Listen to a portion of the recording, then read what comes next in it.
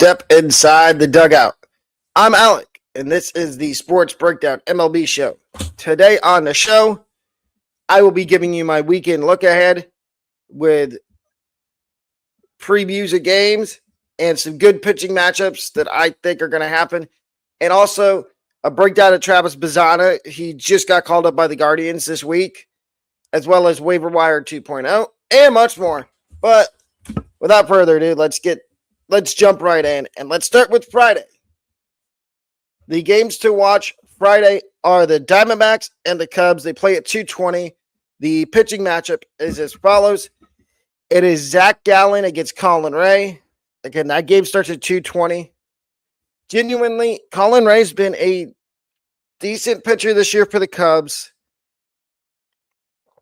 And then you got Zach Gallen, who's been up and down so far this year for the Diamondbacks. At 6:40, we've got the Rangers and the Tigers. Mackenzie Gore against Jack Flaherty. I think that's going to be a very good pitching matchup. And then we've got the Reds and Pirates playing at 6:45. It is going to be Mitch Keller against Brady Singer. And that's going to be a really good matchup on the mound. I don't think there's going to be a lot of runs scored in that game. And the last one is the Nationals and the Brewers. Jake Irvin against Jacob Misiorowski. Irvin's gone 6 innings of his last 2 times through the rotation. And Misiorowski, do I really need to say anything about Jacob Misiorowski? Misiorowski, the Nationals might not get any runs off of him. The good pitching matchups for Friday. First, we've got the Phillies and the Marlins. It is Zach Wheeler against Yuri Perez. Yuri Perez is starting to round into form and become a good young pitcher for the Marlins. And I believe this is going to be a really good pitching matchup. This might be one where there's not a lot of scoring. Next, we got the Giants. Hello. How are you? Next, we got the Giants and the Rays, and it's Robbie Ray against Shane McClanahan. And McClanahan has had a couple good starts recently, and I really like that pitching matchup for the Rays. Robbie Ray is getting up there in age. Then the last one we got for Friday is the Royals and the Mariners. Brian Wu against Cole Reagans. A good luck scoring in the Royals Mariners game. Both. How is the weather in Japan, by the way? I've never been. Please convince me to go on a trip to Japan sometime. But back to the show. Anyway, Reagans and Wu in the Royals Mariners game on Friday. Expect little to no scoring. Saturday, we've got Bradish and Weathers. Bradish against Weathers in the Orioles-Yankees game. And that game starts at 1:35. At 2:10, we've got the Blue Jays and the Twins. And it's Connor Prelip against Dylan Cease. That's going to be, on the Blue Jays side, that's a really good matchup for them. Connor Prelip's making his second big league start. Then we've got the D-backs and the Cubs at 2:20. Ryan Nelson and Shota Imanaga on the mound. Rhett Lauder against Kerman Majinski, Pirates and Reds at 4:05 on Saturday. That's going to be, Lauder's looked good his last 2 times through the rotation for the Reds. Majinski's looked good at certain bits and parts of the season so far. And then we've got the Guardians and the Athletics. Jacob Lopez against Slade Ciccone. And I think this is going to be another good pitching matchup. In terms of Ciccone going for the Guardians, Jacob Lopez, I don't think he's going to make it through 5. I think he makes it through 4 and it falls apart. But there is some really good pitching matchups on Saturday. We've got the Brewers and the Nationals, Foster Griffin and Kyle Harrison. Let me say that one more time. I have never been to Japan. I've always wanted to take a trip there.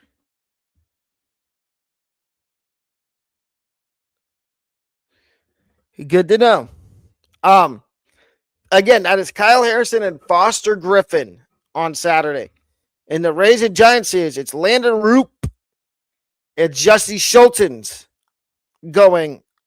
And if I'm the Rays, I'm assuming they're going to do what they did the last time Schultens went, and they're going to have an opener pitch 1 or 2 innings, and then Schultens come in and get the bulk innings.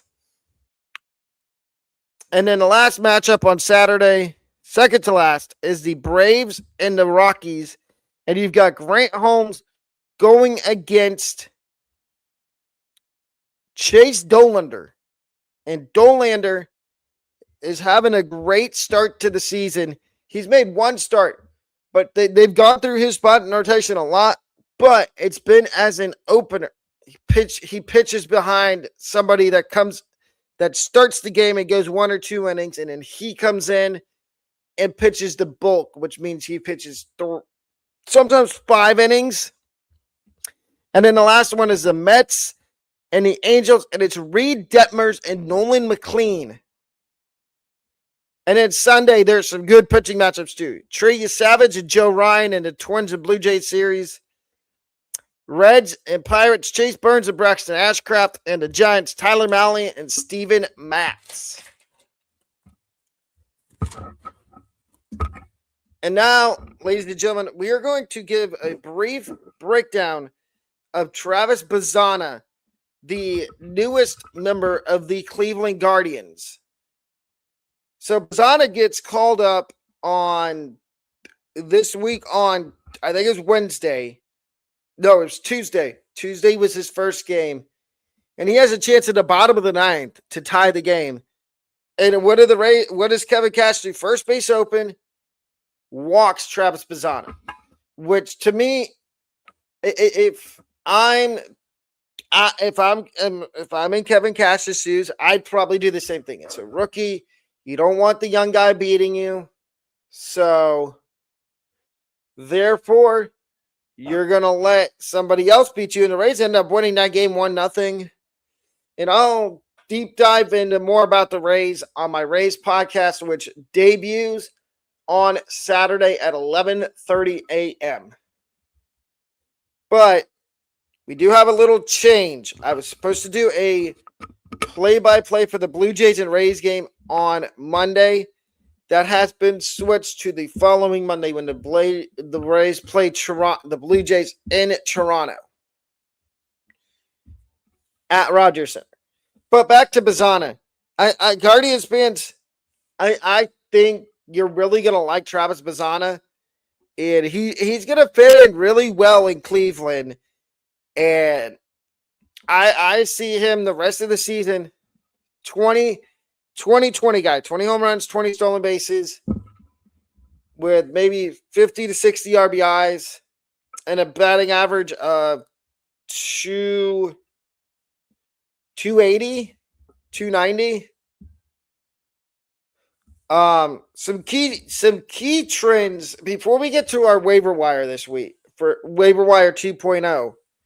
I'm going to give you some trends to watch this weekend. The first one is Rays.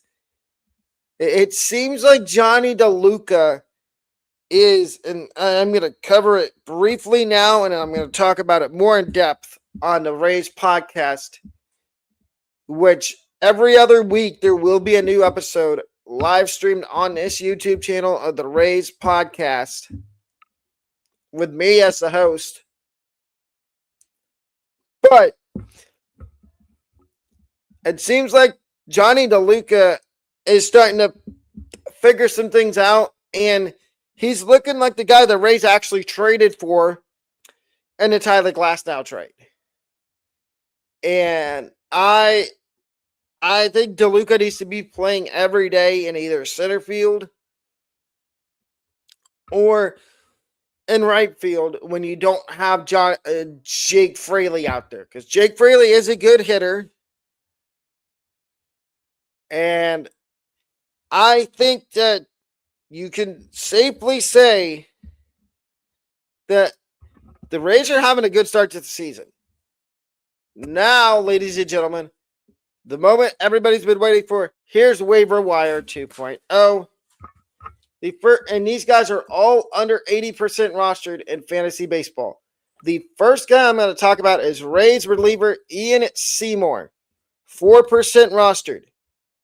Seymour, against the Guardians the other night, he lost the zone for 6 pitches. Then he found the zone again. I think he's a guy he's a sneaky ad. If your league has holds, saves plus holds, go ahead and add Ian Seymour. And you can also, the other thing with Seymour is you can stash him. Stash him on your bench. Because you never know. He could at some point figure it out and become the new closer for the Rays. Even though Brian Baker right now looks like the guy that's going to get the save opportunities for the Rays in the 9th inning until Edwin Uceda comes back or Garrett Clevenger. The next waiver wire ad I have is Peyton Tolley of the Red Sox, 57% rostered. And there's a Red Sox. I also want to mention Jake Bennett of the Red Sox. He's going to be called up tomorrow to make his major league debut. I don't know his roster rate off the top of my head, but if you can add him and add Peyton Tolley, you're sitting pretty. You got 2 guys that are going to be starting every 5 days for the Red Sox. Because Sonny Gray is going to be out for a while. The next waiver wire ad is catcher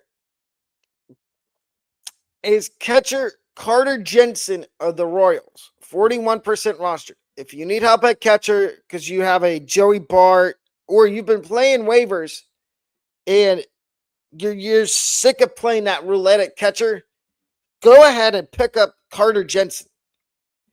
And I mentioned him in the waiver wire video on, I believe it was Monday, under the 5 hitters that I said to add. Obviously, I'm talking about him again. And that means that he's a must-add. My 4th waiver wire guy to add is Miguel Vargas, first baseman / third baseman of the White Sox.